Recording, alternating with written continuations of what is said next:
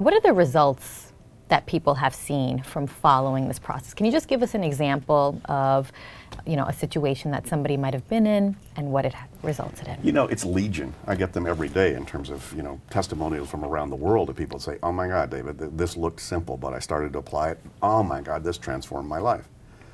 I mean, one of the most vocal, and I can say it because most of my clients say, we have that agreement, but because he publicizes it and talks about it, on the air every day is Howard Stern. And Howard, here in the city, Howard's, he's an absolutely fabulous guy. I've had the chance. It's funny, we were mutual fanboys when we had lunch together, about that, because he said this gave him room to do a whole lot of stuff and keep doing a lot of the things that he thought were meaningful, in terms of his assistance to, frankly, Howard's, a lot of his thing was to support, returning vets, to give them a voice, to move back into the culture here. So there's much more to Howard than meets the eye. And so I'm not, Howard, if you're listening, hopefully I'm not speaking out of school because, anyway. So that's the kind of thing, Evan Taubenfeld, who was Avril Lavigne's guitarist and producer for, initially, he was my 24-year-old rock musician. As he said, before GTD, you're getting things done, he started 100 songs. Afterwards, he finished 100 songs.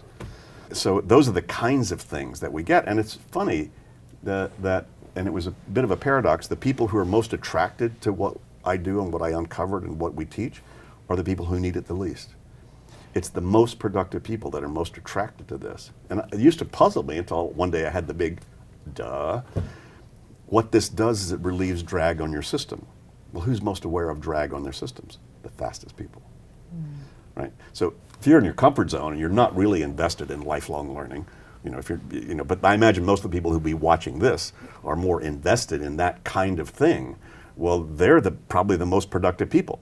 It's the most organized people that feel like they're most disorganized because they've raised the bar so high in terms of where they want to go and what they need to do.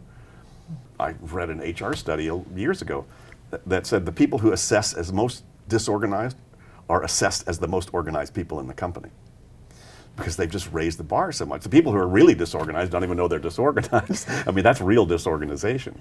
Anyway, I don't want to go too far afield, but the idea is that it's people who really are trying to get somewhere but are feeling their drag on the system. They're getting too many emails, they're going to too many nonsensical meetings, they got too many plates they're trying to spin around in their head, and they can't really focus on what's a meaningful thing because they're so distracted by all the other things going on internally.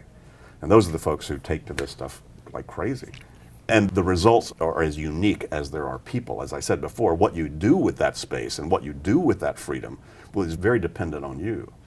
So organizations that are starting to catch this, because we're doing a lot of work now with organizations to say, wow, these are behaviors we actually need to support in our culture.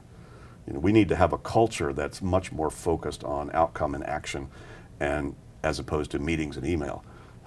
So, people have often asked, how much does this individual set of best practices affect a culture? It's huge. Once people start, especially when key people start to implement these behaviors, it affects the whole culture.